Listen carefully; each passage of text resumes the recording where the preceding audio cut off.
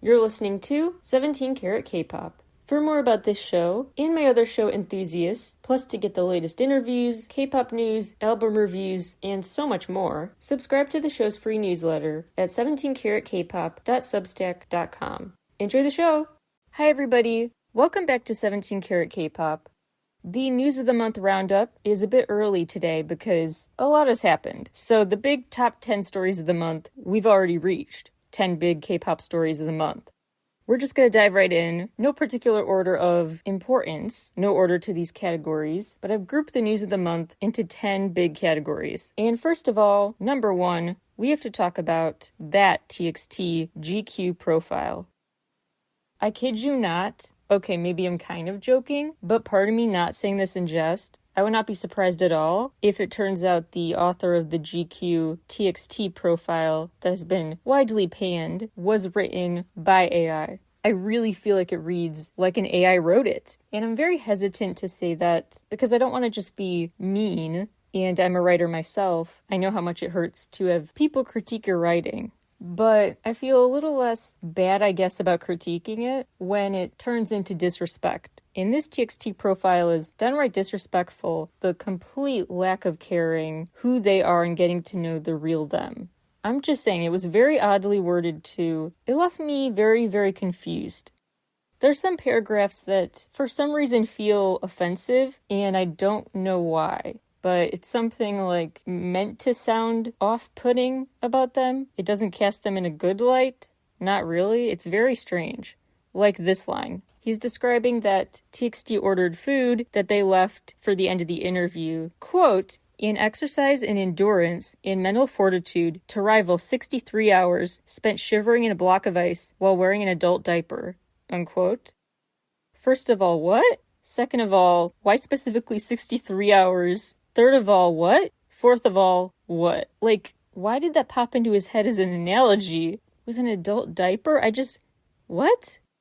He also describes their mix of genres as what, quote, today's fourth-gen artists have unconsciously ingested and metabolized in tiny, indistinguishable fragments, like microplastics in the bloodstream, unquote. What? There's this part, which I really, really don't know if he meant to sound like trollish and snarky, or if he meant it as a real joke, and it just flopped. Quote, of course none of this would be possible if the music was meh. And well, how do you do, fellow kids? The music is indeed extremely fire, unquote. Was he just joking about the how do you do, fellow kids meme? Or was that kind of like a diss to the fans? The music is extremely fire, he says, sarcastically? I don't know, it's very strange.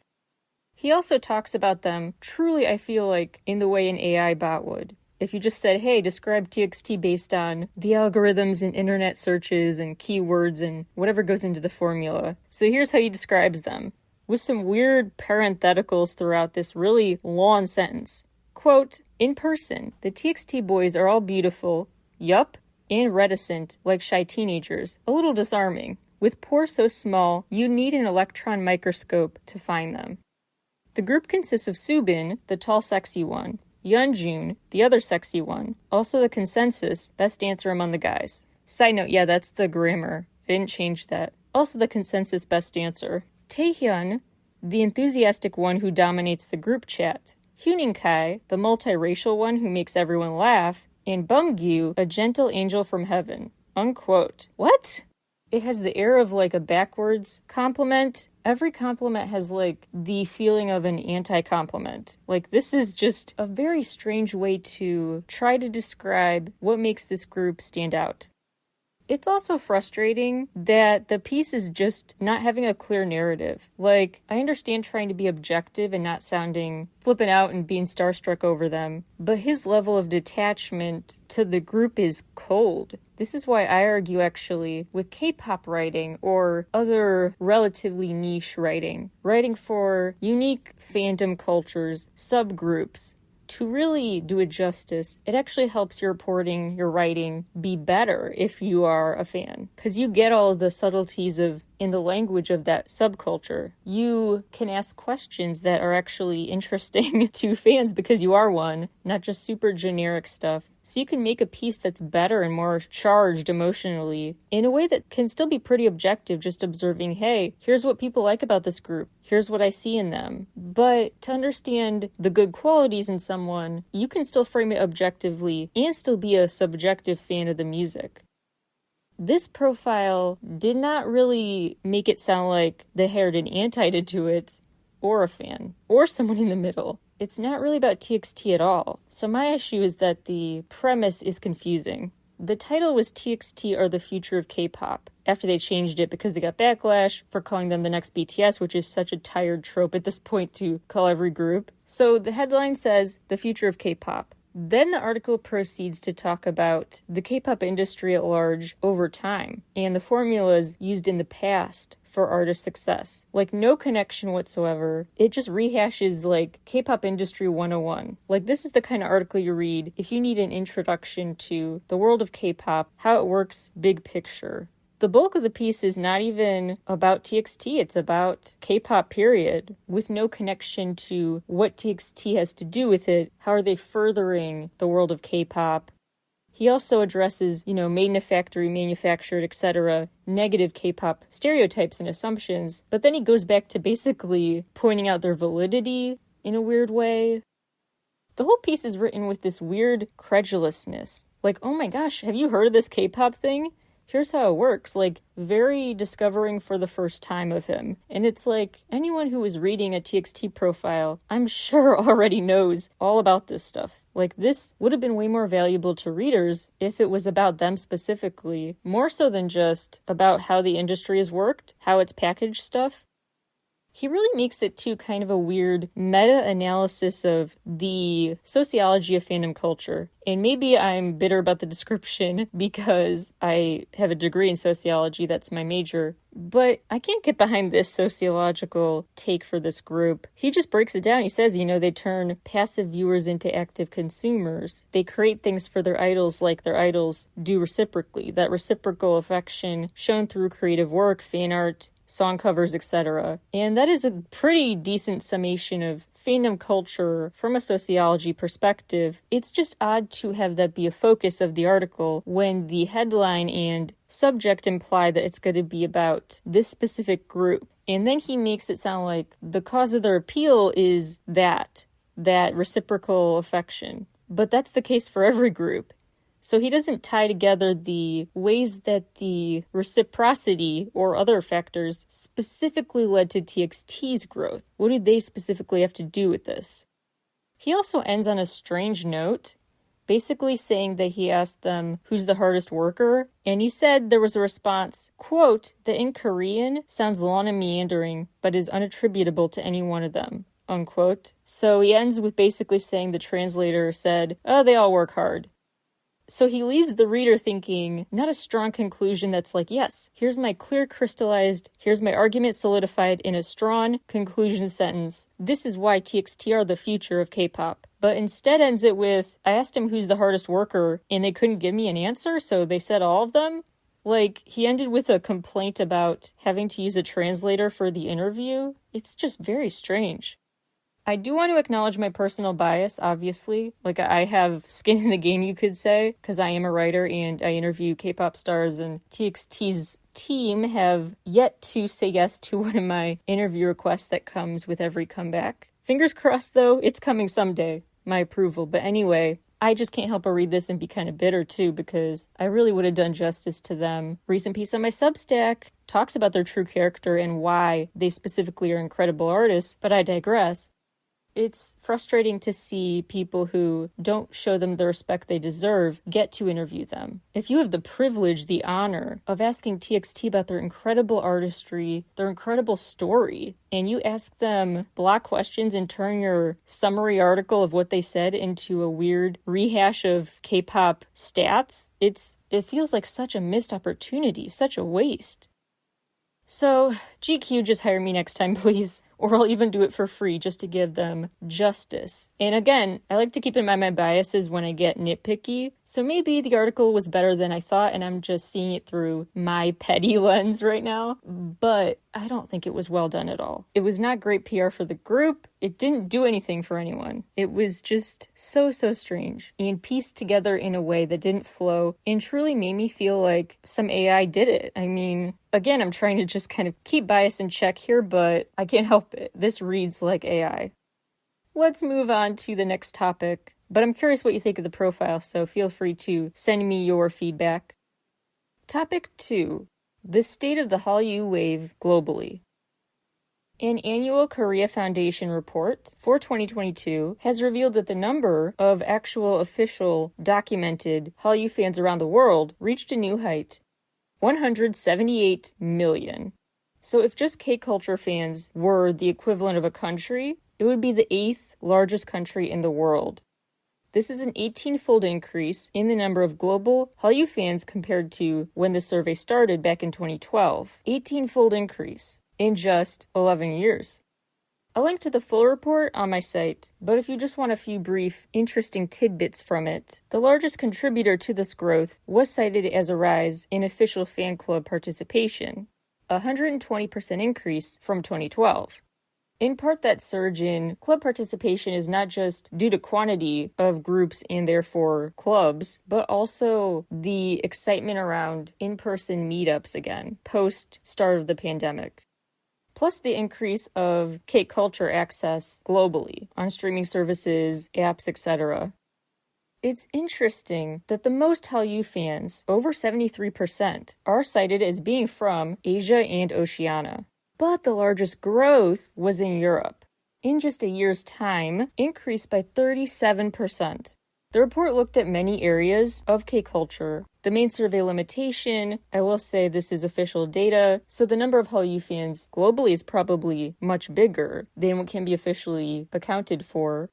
And also that the report includes not everywhere in the world, but 118 countries, so really substantial findings. The Hallyu wave continues to really make itself known if you look at the official counts of most bought music globally last year. The top-selling recording artists globally for 2022, 20th place, Imagine Dragons. 19, The Beatles. 18, Juice WRLD. 17, Post Malone. 16, Billie Eilish. 15, Lil Baby. 14, Kendrick Lamar. 13, Youngboy Never Broke Again. 12, Kanye West. 11, Eminem. 10, Ed Sheeran. 9, Jay Shu. 8, Harry Styles. 7, above Harry Styles, Stray Kids. 6, 17. 5, The Weeknd. 4, Bad Bunny. 3, Drake. 2, BTS. 1, Taylor Swift. Taylor had the second highest selling record for Midnights, but number 1 was Bad Bunny for sales. BTS's Proof got 4th place.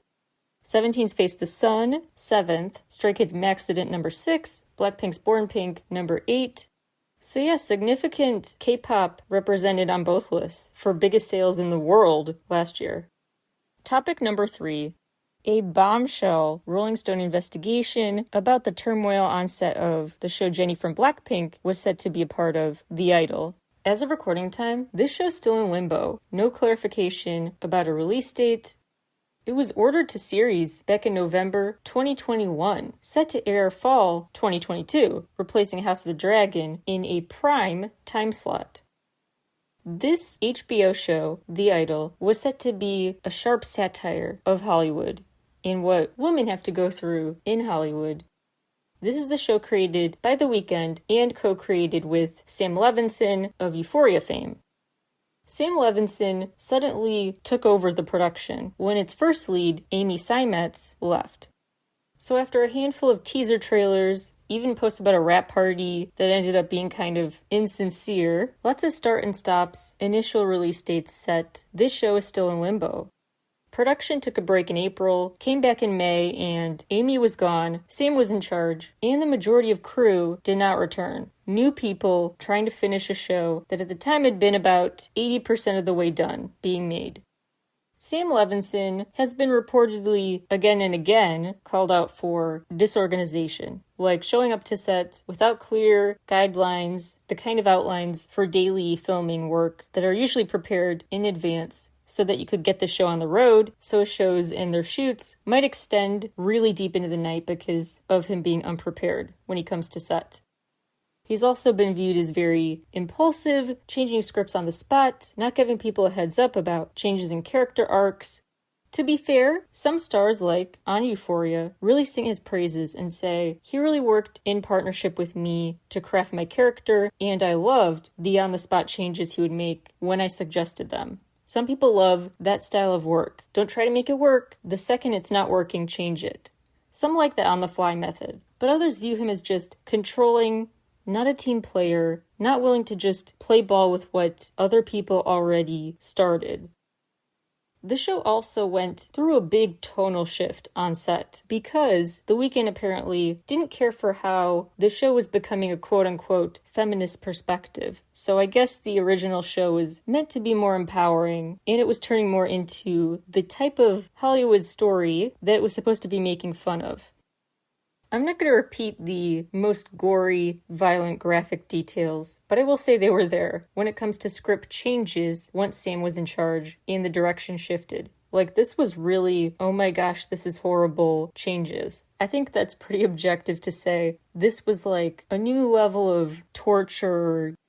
This show was also tonally mismatched because The Weeknd had very limited availability. Obviously, he's touring the world. Plus, Levinson didn't even really come to set until weeks into production because he was still working on Euphoria Season 2. Because of him taking over, the show kind of did start from scratch, and they basically flushed $54 million down the drain. The only thing left to film when he got on board was the finale. It was just going to be a short 6-episode show. They just had episode 6, but he came in, changed everything, and they just wasted $54 million on 5 episodes that would not see the light of day. The sources who spoke out about the sets concerning direction and disorder said Amy was really trying to make this work and had a good vision that was made very hard. Like, she was expected to deliver Euphoria level glitz and glam and production value on half the budget of Euphoria.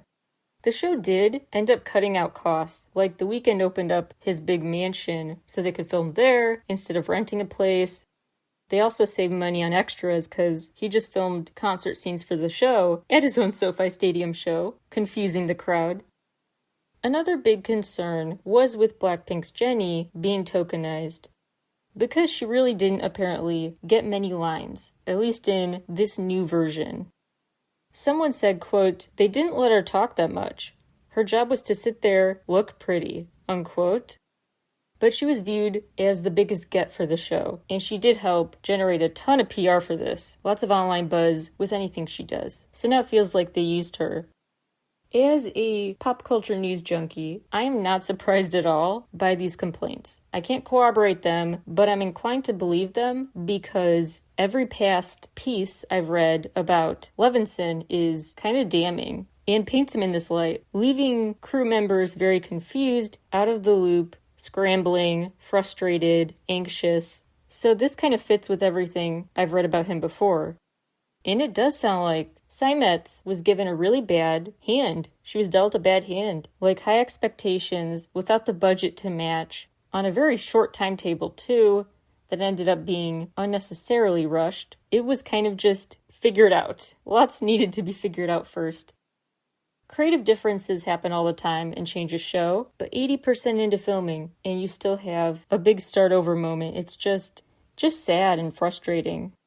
Now, I will acknowledge my bias because I'm just always compelled to be super transparent with you all. I'm inclined to always support Rolling Stone reports because I know some of the people who work there, so I will admit that bias to seeing their coverage as believable, but I'm not surprised. I do think these 13 crew members who spoke with them paint an accurate picture. And again, of course, I can't myself corroborate beyond what they have said here, but I'm inclined to believe this story, especially the part about Jennie, because there is a long history of tokenizing women, especially Asian women, making them in Hollywood just have the role of sit still, look pretty. I'm disappointed but not surprised. This whole thing is so not surprising, but still disappointing. I always am aware of and nervous about, as I've said before on this show about another certain show, cough cough Chad cough cough. When K-pop is made part of the story, it often does come across as not genuine, like just totally for that clout that they know they'll generate with K-pop names attached. I only like when K-pop stars make cameos on Western shows if they actually have a real character, a full character, a three-dimensional character, lots of screen time, the chance to really act, not just look good and lend their name and thumbs up to the show. I also do think it's super easy for any movie or show or song, any media to change from satire to the thing it tried to satirize really quickly. I do think that's just a big moral of the story for a lot of things. It's very easy for satire to not work and kind of ironically just become like an expose of itself. Satire really is an underappreciated art form that people think might be easier than it really is to make it effective because so easily it can skew into not working and not being what should count as an official satire. This is pop culture analysis buff content, so I'll stop rambling here. We have a lot more news to get to, so let's move on. Topic number 4. The latest twists and turns in the SM Hybe Kaiko company drama. The full backstory is in a few previous episodes. NCT Tokyo, Hypes and Lows. The latest developments, let's go through a timeline of what happened since those episodes came out. SM Entertainment announced a new strategic partnership with Kaiko that sounds incredibly generous to Kaiko, giving Kaiko ownership of basically every part of ticketing for the yet-to-be-debuted Seoul Arena, a new venue being constructed for K-pop shows specifically.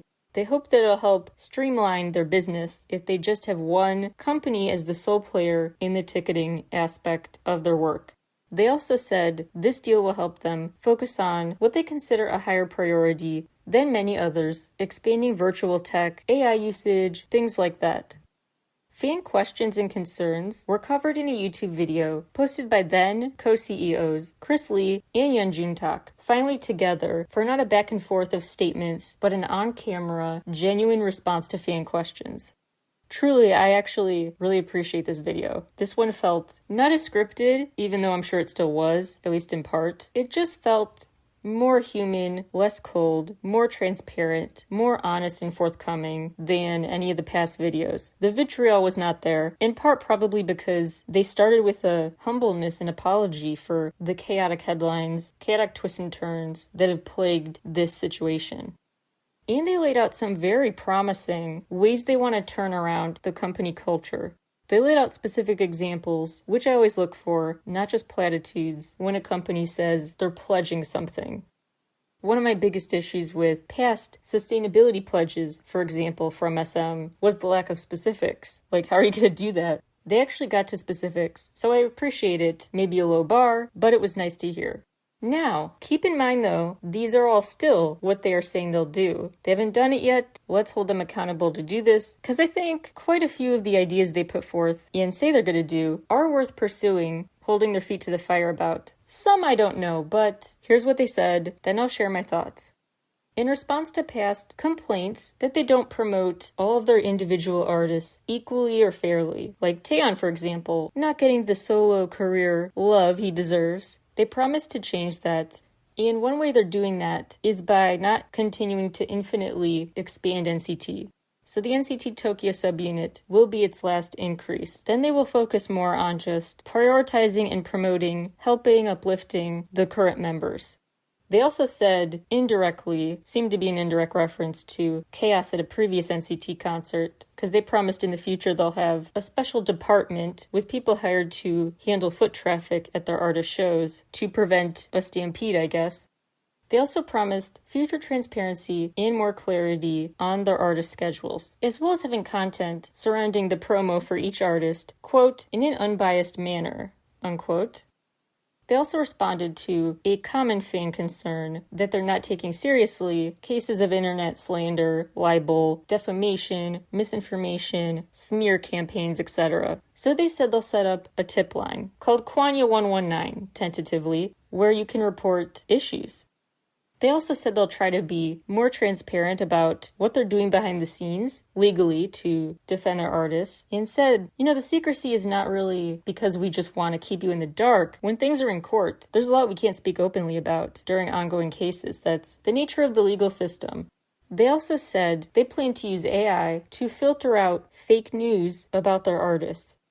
They also proposed that social media companies create a red badge, kind of like a blue check mark, but a red one, for people who are repeat offenders of misinformation or libel. New transparency, as much as they can, with legal cases they take on when it comes to defending their artist reps, a new tip line, an AI filter to get rid of fake stories, proposing the implementation of a red check system for accounts that are repeat offenders, the end to the infinite expansion of NCT approach, future control more of crowds at their concerts, more transparency and impartiality when it comes to their artist schedules and promo of them.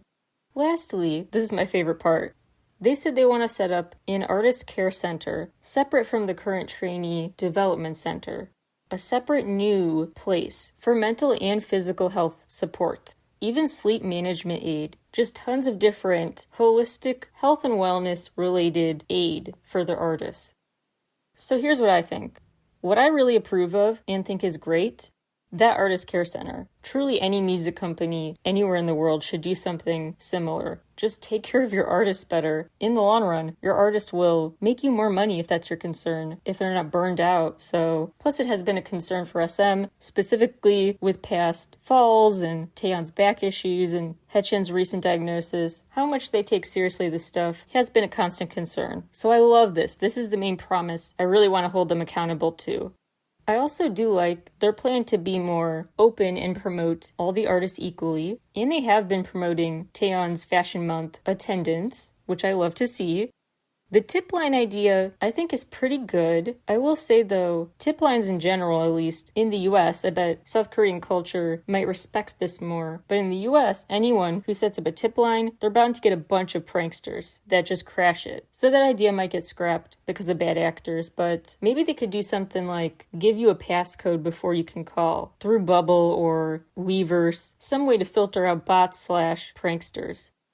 The red badge idea, I really like because I'm always very on the side of free speech and just kind of letting stuff stay online. I think ultimately two conversations get conflated way too much when I say I like supporting free speech and amplification. So I think the issues just get conflated too much. I can really go on a soapbox about this. Really, I have a lot of thoughts about it, but it basically comes down to, I think the arguments get smushed together and shouldn't, about should this content be online versus amplified. So it's not about, hey, free speech, take it off or leave it up. What I'm concerned with is if it's posted and left be, or if it is amplified speech. That kind of part of the algorithm is what I think the conversation should actually be more about, rather than whether or not banning it itself is a good idea. The red badge, I think, is a good way to do that, to make people stop and think, hey, this user is not super credible, but still leave their content up. So you don't just take it down, but you do give any amplification of their message comes with that caveat. My big issue is with the AI filtering of fake news, because AI just needs more advancements before it can be trusted to deem fakeness or not. And how do you define that? Who's putting together the algorithm? There are bound to be a lot of oversights, a lot of issues, and then it seems so distracting. Like, rather than just flag and deal with issues, they want to give the AI the job, but they're still going to have to flag the issues too, like fact check, double check with the AI. So it just does not seem like it will be the useful, quick and easy help they portray it to be. I would really be concerned about that algorithm leading to a lot of unintended consequences. But I am curious what you think. Feel free to let me know. But yeah, I am quite pleased that they did cover real fan concerns. Because sometimes people are like, a lot of you have been asking us our stance on blah, blah, blah. And it's like, I'm pretty sure no one asked that. You just want to say your canned answer. No, they actually said, we hear you and your genuine concerns. It was hopeful for a better era for SM's artists and fans. The next twist in this saga, February 22nd, when SM and Kaiko's new agreement was official. giving Kaiko not just ticketing in charge status, but exclusive physical and digital album distribution rights domestically. And SM has agreed to work with Kaiko's overseas equivalents as well. So now Kaiko runs domestic distribution, domestic ticketing, and by the way, they now hope to increase the amount of SM artist concerts per year. Plus, this partnership clearly has a long-term vision because SM and Kaiko will co-produce a new global group from global recruits for a new audition show. I would also expect tons of K-pop stars, from SM specifically, to get first dibs on the new Seoul arena when it opens, because Kaiko does have a management contract with that arena. Hybe has looked at this partnership and said, hold up, not so fast, arguing Kaiko can't be trusted here and will unfairly exploit their preemptive share purchase rights. So basically, they argue this is not smart for SM because Kaiko acting now will get like a discount. So eventually they'll get more and more money from SM that they would not at a non-discounted rate in a different circumstance. They also just argue SM here is holding way too much bargaining power and clout over them. They also called out an issue they highlighted in contracts. So if you work for Hybe, apparently there are specific issues detailed in your contract. So certain jobs you can't take in the future. They worry about the future of SM employees and a lack of transparency overall about parts of those employee contracts. A big sticking point in all this seems to be this contract stipulation that allotted $1 billion annually to go to Lee Soo-man's tree planting initiative. Those helping champion this initiative are Lee Soo-man's people connected to his real estate interests. So conflict of interest is a big concern about how they decide what this money will be spent on. February 24th, CJE&M issued a statement saying, "We're not involved. We've officially decided not to acquire any stake in SM." Hybe continued to speak out against the Kaiko-SM deal, arguing SM would be smart and attract more investors if they ditched this idea. February 28th, Hybe submitted a petition to the Financial Supervisory Service, asking for an investigation into a large recent share purchase from SM stock they called suspicious. So they accused whoever just bought a suspicious amount of stock from SM, they accused them of doing so to mess with the market, mess with the value of the tender offer. So the people who said yes to the tender offer before this stock purchase would not get the same value now. It's not worth as much. Is it all water under the bridge? Because they announced an SM with Hybe campaign and launched joint social media for it. Quote, Hybe proposes to return 30% of SM's standalone net income to the shareholders for the next 3 years and introduce a management compensation system that will ensure their responsible management, unquote. They continue to say, hey, we're going to push back on the Kaiko deal and want to shield shareholders from the issues this deal could plague them with. So SM and Kaiko focused on the future. Hybe focused more on the current people with a stake in this. Mr. Bang from Hybe was on CNN's business show called Quest, March 2nd, where he voiced his concerns about K-pop interest plateauing, reaching its peak. He noted recent music trends like Afrobeats, Latin music on the rise in popularity, while K-pop's rise is just not the pace it once was. So he says it was basically necessary to take a big business move to get to that big momentum again. Like I said in the last episode about this, I mean, how do you get bigger than BTS? How do you reach that high peak of interest again than BTS splashing onto the scene? So of course they felt a big ground-shaking choice was needed. But he said, quote, it wouldn't be correct to say that we're trying to take over the whole industry, unquote. What seems to have stirred more ire from critics than just the fact Hybe bought Lee Soo-man's stake in SM is the goal for the future to expand that and then own 40% ownership as opposed to like less than 20%. I get that people are caught up on the interesting quote about fearing K-pop's momentum has stalled, but I found most interesting from that interview him saying he thinks this slowdown is permanent. I mean, he said, quote, I doubt that, unquote, when asked if this slowdown he thinks is temporary. March 3rd, a Seoul District Court ruled in favor of Lee Soo-man, allowing his injunction, so SM can currently not issue any new shares. They were about to issue convertible bonds worth over $166 million USD. He also is more in-depth than ever, explained himself. In a long statement, I will skip around a bit, but these are direct quotes. Quote, ever since becoming a bushy-haired ballad singer in the 1970s, I have lived my entire life with the public. I received more than enough love as a singer and an MC. When I was planning SM in 1989, I was young and a startup. I thought about what system singers needed. I researched a Western model of the music industry and established SM's corporate structure. I have to interject here just to say, actually, he's implying that he created the trainee system we see today in K-pop. Actually, that was probably Johnny Kitagawa, but I digress. Back to the statement.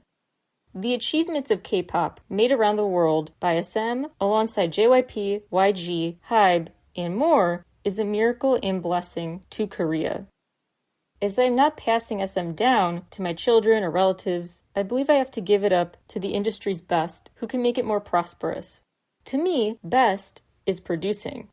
Producing is a 24/7 world of passion and creativity, where you must endure endless failures until the birth of a star. If there is no public, there is no star. And if there is no star, there is no producer. The past 2 years have been a time to find the best that most suits SM. I've urged current management to prepare for an SM era without Lee Soo-man. This is because I've already decided to step down from the SM stage. To me, the best was HYBE. Bang Si-hyuk is someone who's experienced a time of struggle. He lived for music and created the record-breaking BTS. Side note, I find it very interesting that he brings up competitor companies and BTS. Like, he hasn't been this humble and inclusive in talking about K-pop's impact ever. Back to the statement. I felt that he treated his artists with the same affection as me. As I wrap up the first part of my life as SM's champion, I am now moving on to part 2. My next is a place where technology meets culture, unquote. March 6th. Kaiko prepared a new tender offer, a 25% premium at over $115 a share. Kaiko basically hoped to acquire up to 35% of SM Entertainment's outstanding shares. Outstanding shares are the amount investors are able to get, what's available to you. Because Lee Soo-man won an injunction, where to get the shares from was limited. So Kaiko had to buy those shares from existing shareholders rather than from new shares, brand new shares that were not previously owned by a different person. This move followed Kaiko raising $966 million from wealth funds meaning government-run, government-generated investment funds from Singapore and Saudi Arabia. TLDR, basically, Kaiko outbid HYBE with their tender offer and their bigger aspiration for stake acquisition. They were more upfront about how much they wanted and how much they were willing to pay for it. March 12th, HYBE quit, said, yeah, Kaiko outbid us and we are backing out of this plan. They said in the future they plan to cooperate, have an amicable relationship with Kaiko, but they backed out to avoid more drama, basically, and economic turmoil. They worried about how that would affect investor confidence and shareholder value if they kept their role in this, excluding themselves from a narrative to not overcomplicate it in the minds of investors. SM Entertainment's statement in response basically said, we respect HYBE's decision. In response, both HYBE and Kaiko actually saw their stocks go up significantly. SM's stocks really tanked, and they lost nearly $633 million in market cap on the first post-HYBE withdrawal trading day. Basically what people who had been against the partnership the whole time had been warning about, that SM's stock would tank if something went wrong, and sure enough, Kaiko stepped in and outbid them. March 15th-ish, SM Entertainment signed a new business agreement with a legal corporation, Sejong, to assist in their efforts to crack down on artist defamation, misinformation, etc. So they're really showing, hey, we're gonna walk the walk with our future artist protection plan, not just talk the talk. Meanwhile, Mr. Bang has been talking about HYBE in interviews at home and abroad. He's admitted that BTS's comeback as a group may not be in 2025 when they're done with their military time. That's just a tentative. They can't promise anything.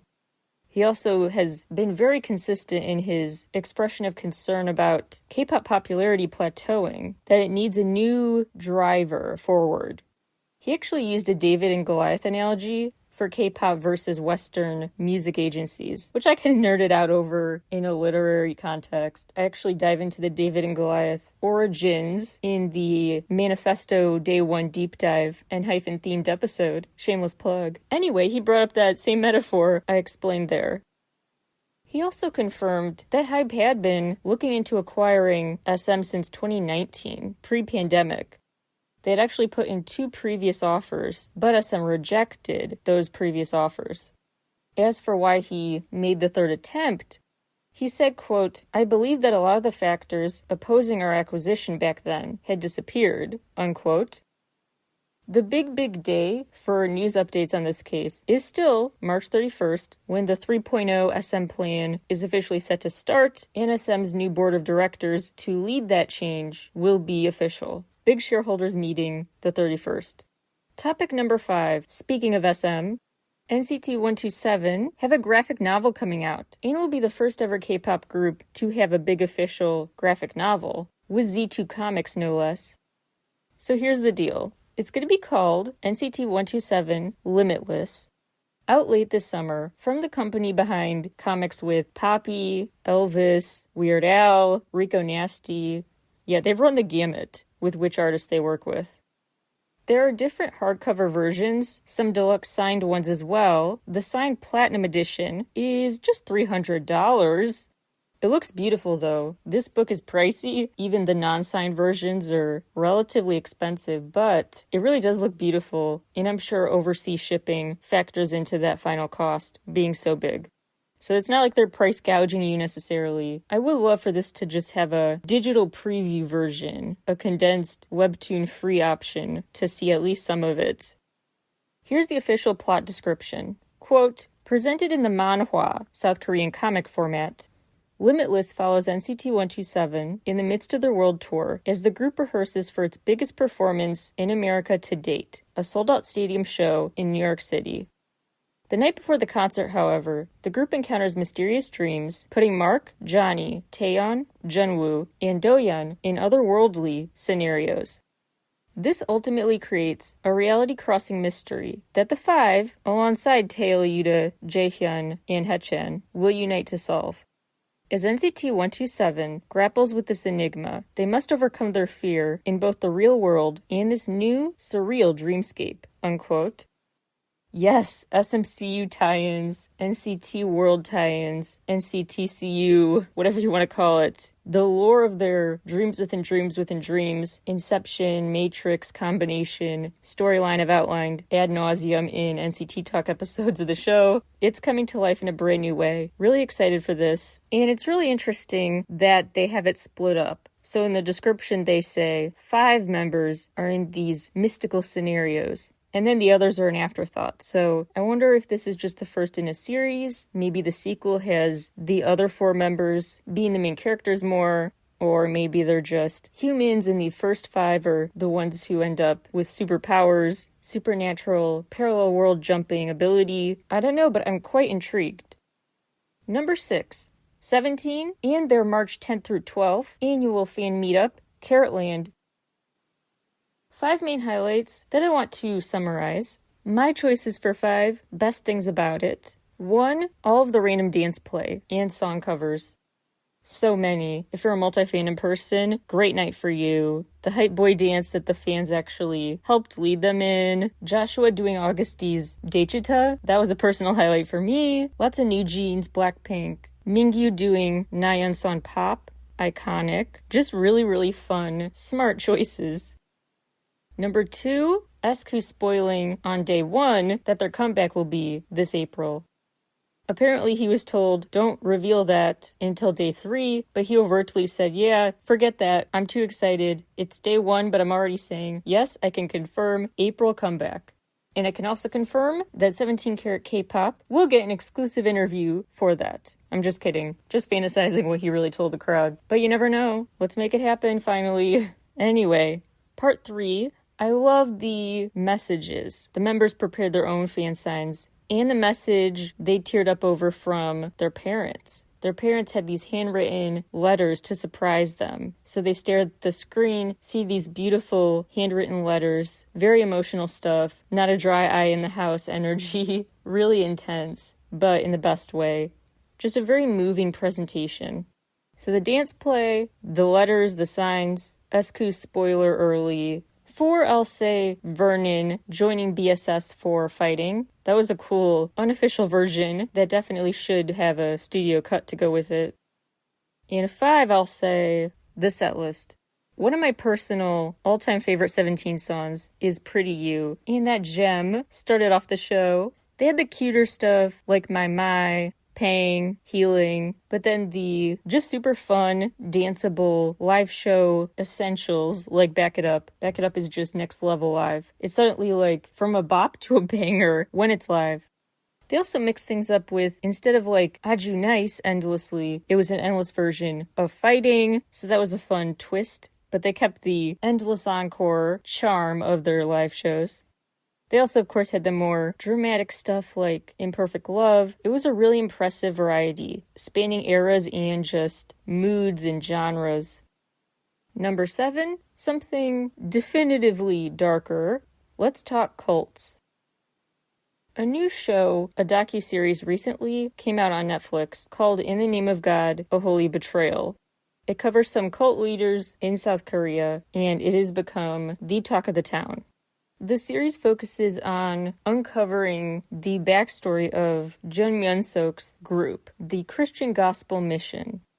This cult series drew the attention even more when a list of addresses started circulating online related to which places were considered affiliated with the cult. Maybe a member owned the business or the business was used for cult meetings, who was implicated. And so one of the cafes on the list of addresses circulating, member of boy band DKZ, Kyungyoon's parents. DKZ's company statement, March 7th, was pretty much just denial and ignorance, saying no connection to the cult. If cult meetings were held in his parents' cafe, they had no idea. Sorry, we will shut down, cease activity there. But March 8th, he spoke to Dispatch at length, and then that interview aired March 13th, where he came forward and said, yeah, actually, I did grow up in that cult. My parents did. I was born and raised in it. My mom had been swept into it by her sister. Now I see the error in the thinking. But he was raised to believe, be brainwashed to believe, this guy was like a messiah who could do no wrong. So while he was on the lam, he just viewed him as being a religiously persecuted do-gooder, like the world was out to get him. This figure he had to protect and view as doing no harm. So he talks at length about the worldview of someone in a cult who doesn't know any better because they were born in it. They don't know what's abnormal, admiration, and defense of someone, and denial of the facts, confirmation bias, etc. Also maintaining this mystique in his head was this leader because of the timing, because he was born in 2000, the year the cult leader was already on the run. Then he was arrested, the cult leader, by the time Kyungyoon was in elementary school. So basically the mystery, the sense that he's this larger-than-life presence that you can't even touch or go near. He's just more of an abstract presence than just someone you interact with like any normal person. He had that star power on a pedestal status because he was never actually like physically just in a room with Kyungyoon growing up. So he thinks that amplified the mystique. He also pinpoints a moment where his mom was really transfixed and sucked into this cult, being after he had a medical issue in 2nd grade. He got fluid in his brain and was near death, but after some pastors visited, he was miraculously cured. He healed really quickly. And his mom really started heavily believing in the power of miracles. And she got really into spirituality, which doesn't obviously always lead to a cult, but it may prime some people to be vulnerable to a cult leader's influence and promises of spiritual salvation, miracles before your eyes. It's a tempting thing to believe in. Some other interesting anecdotes from that interview. He says he joined the cult's choir because he really just couldn't financially afford otherwise. He needed to vocal train, he wanted to vocal train, but he lacked resources to do so. So another way the cults prey on vulnerabilities. Because a lot of cults, they take all your money, or a big part of it. Your earnings go to them, then they act like they will redisperse that money amongst your little closed-off community. Anyway, he also said his belief in this figure was strengthened by his being bullied in school about being an accused cult member, because it just made him dig in his heels and feel like a sense of denial. And I'll show them who's really got the spiritual saviors on their side kind of a thing. He viewed them as just not understanding. So that really actually, raising doubts actually just solidified his view. This is why it can be so hard to get out of a cult. He fervently denied ever letting this group and their influences, their worldview, infiltrate his life in DKZ. Never talked religion, spirituality with fans, the bandmates, etc. Kept that life totally separate. And he sounds genuinely, really deeply reflective about that. And he said he's facing pressure to withdraw from the group. As of recording time, he is not, because he argues his idol status makes it more imperative to stay and use this platform to warn people about this. He also says it kind of terrifies him to think, with clout that comes with celebrity, he could have been considered a target for propaganda. Like, he may have been being prepared to become a public face of the group, and so now he wants to do the opposite. Rather than use fame as a way to further propaganda, he wants to use his platform to further raise awareness about groups like this and the brainwashing they do. Meanwhile, the Agadon Singh cult is affiliated with Sonara Records still, which causes fans to be boycotting it. Sonara Records was the biggest music distributor at one point in South Korea. In the 80s and 90s, it held a huge percent of market share in physical albums, in part because they were able to sell music cheaper than competitors, because they used cheap labor, cult member labor. After a 2-year long probe in 1998, the cult leader was convicted of exploitation, tax evasion, and embezzlement, but acquitted of murder. That charge was considered to not meet the burden of proof, not have enough concrete evidence. The sentence was 4 years in prison and a $5.4 million fine. Despite the punishment, though, the cult lives on, and a leading member of the cult is still CEO of Sonara Records. So people are boycotting, buying albums from there for the exploitative labor that goes into selling that music, as well as the cult affiliation, because it's not just being a cult itself, but especially people are outraged at this group because they are affiliated with, they're implicated in multiple deaths. The cult has sued Netflix over that documentary. Specifically, they want an injunction to take down episodes 5 and 6. They are also demanding a 10 million won per day payment if those episodes are not removed. Number 8, let's talk about another scandal and then get to the lighter stuff. A bunch of famous artists are accused of illegally evading South Korea's mandatory military service. A group of brokers was arrested for apparently helping people get fake doctor's notes saying they had epilepsy or similar conditions that would then exempt them from active military service. Rumors really led to the truth, actually, because the rumor was about a famous rapper being implicated, being one of the clients of this shady group. One of the people suspected of the evasion was Ravi. Interestingly, he had an arrest warrant put out for him that was later dismissed. They then had his charge grouping him with a bunch of others. So now over 100 people will together be a part of this joint investigation. So a massive investigation into all of them at once. And now Ravi and Nafla will be tried alongside 6 others for the alleged evasion. Over 100 people implicated, and a handful, including Ravi, will be standing trial for it. The first hearing as of recording time is set for April 11th. I'll keep you posted. Meanwhile, Nam Tae-hyun was booked for a DUI.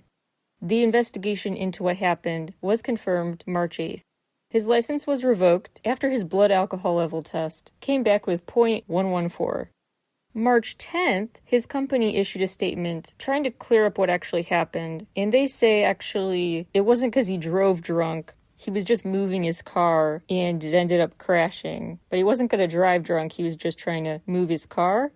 This said, quote, car hit the side mirror of a taxi driving by. Contrary to what some news outlets reported, Nam Tae-hyun did not drive about 20 meters following the collision with the taxi, but moved up about 5 meters and parked again, unquote. They also said he was basically innocent because he was waiting for a designated driver, so he did not plan on driving home in that state and had to move his car because the designated driver needed to enter the space. Why a designated driver would just kind of let him be the one to move that car doesn't sound like a good idea to me. But I don't know for sure what happened. This is the agency's telling of events. Time will tell what really happened, and I will keep you posted. On to lighter news. Lots of Twice news. Their album has just been smashing record after record. They've performed on The Tonight Show, The Kelly Clarkson Show. They had a mini zine special with Billboard.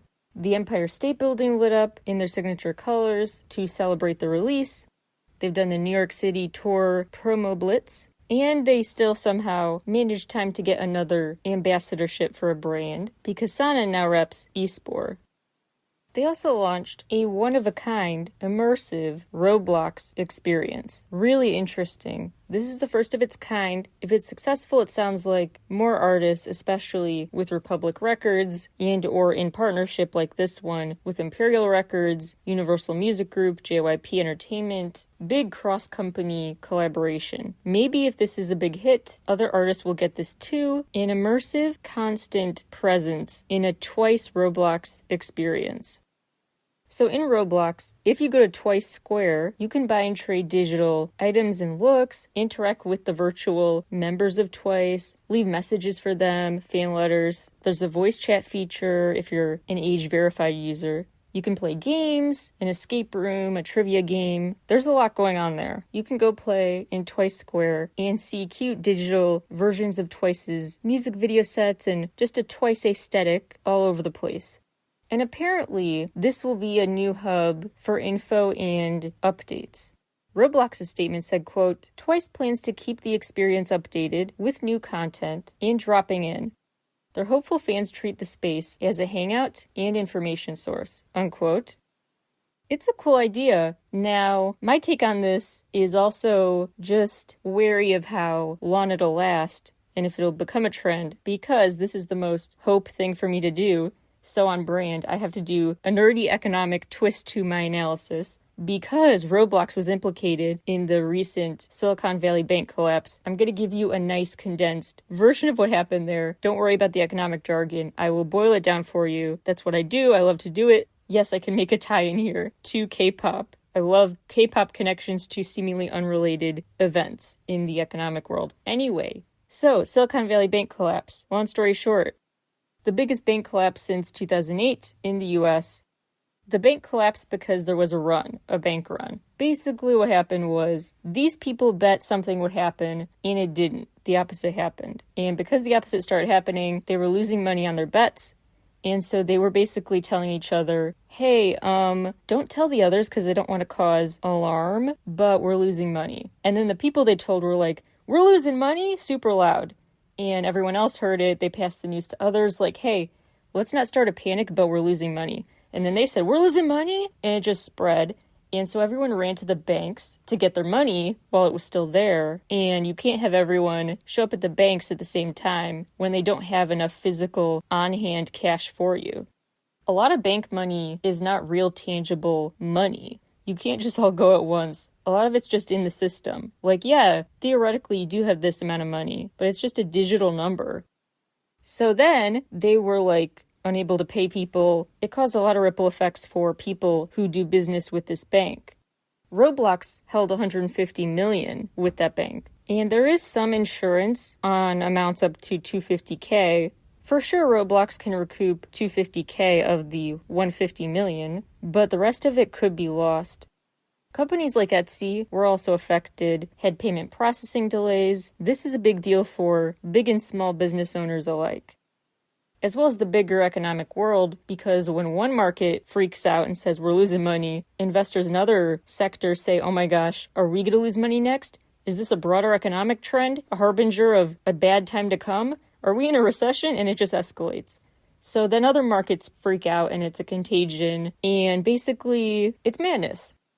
Now, it hasn't really gone that far yet, I would say. Things were kind of course-corrected, but we could spend a whole other hour talking about the right way to course-correct it or not. But SVB did have some FDIC-insured money, Federal Deposit Insurance Corporation, but not all of it. So just what happens with that company in the future looked pretty up in the air all of a sudden because of the bank run.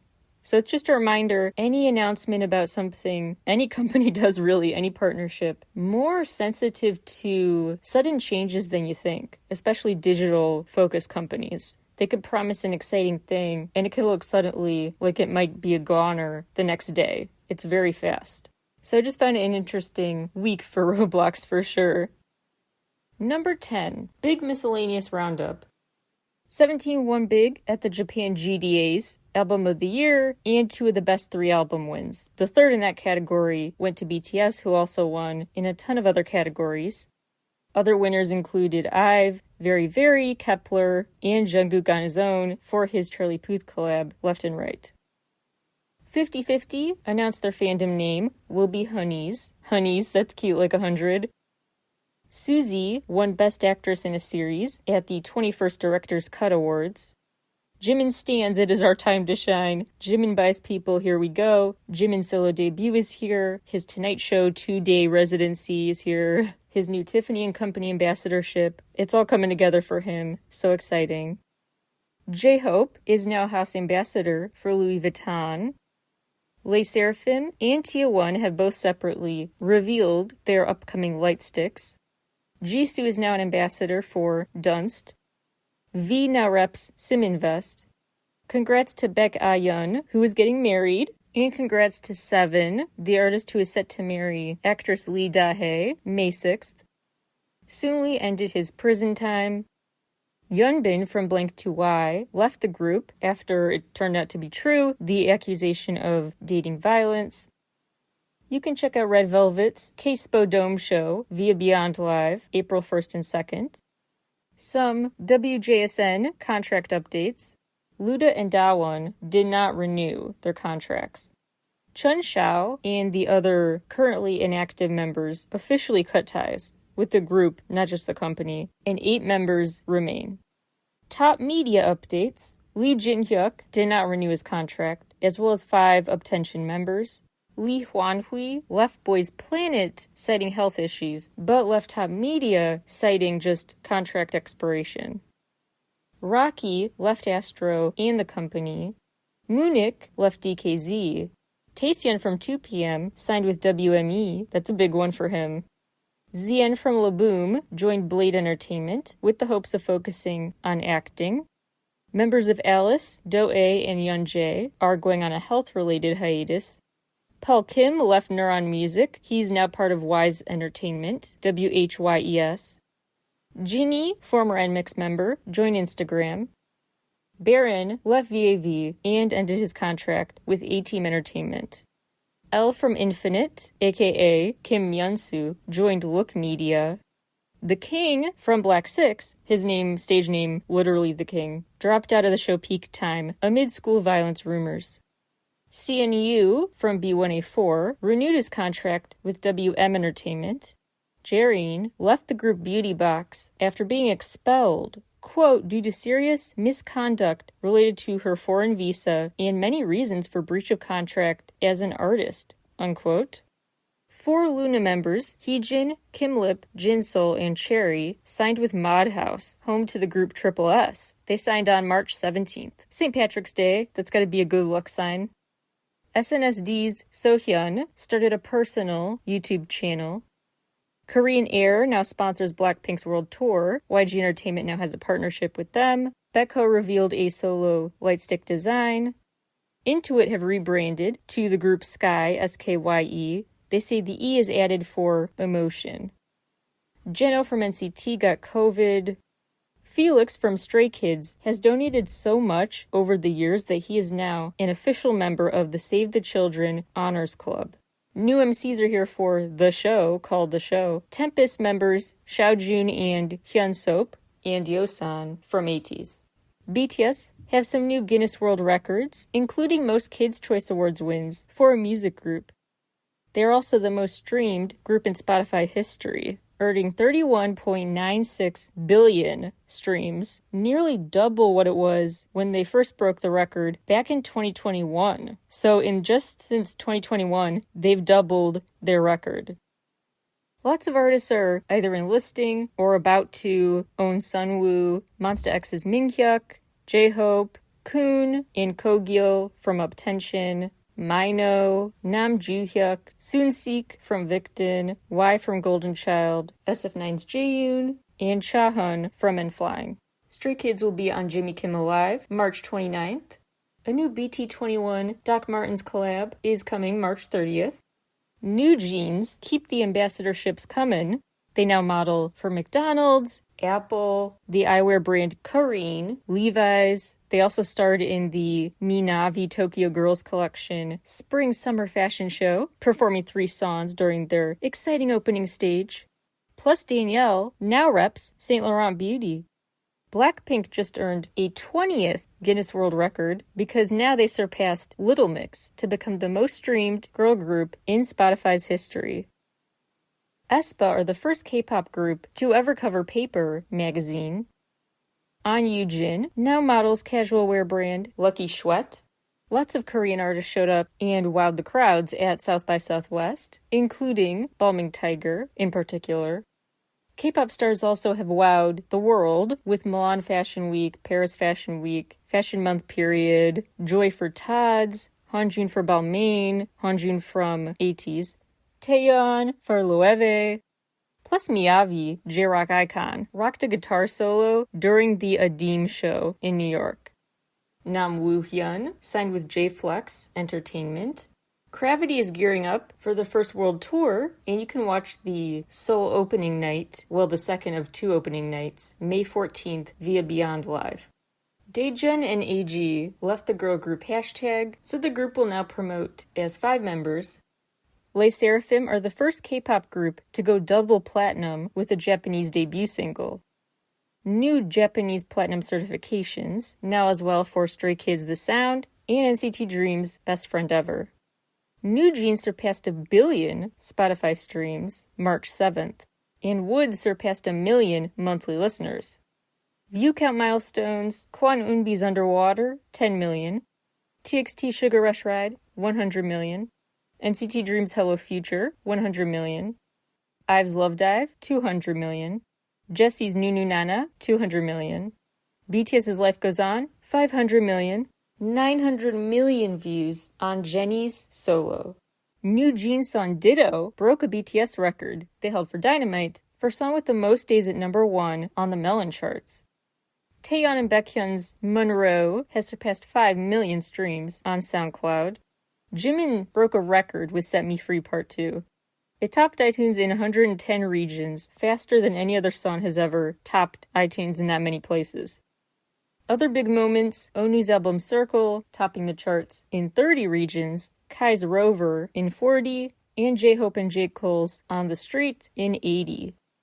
Last but of course not least, your action item of the day is to please donate to Mom Cares. Lance Reddick's widow, Stephanie, has requested that we honor his memory. Send her condolences by spreading the word about and donating to Mom Cares, a postpartum doula program for underserved mothers, for moms dealing with the NICU. You can go to momcares.org/donate. And if there's a specific charity you want to shout out in my shout out of the day segment, you're always welcome to message me on socials about that. Thank you guys so much for sticking it out with me for quite a lengthy recap, and I will talk to you all again very soon. Bye, everybody!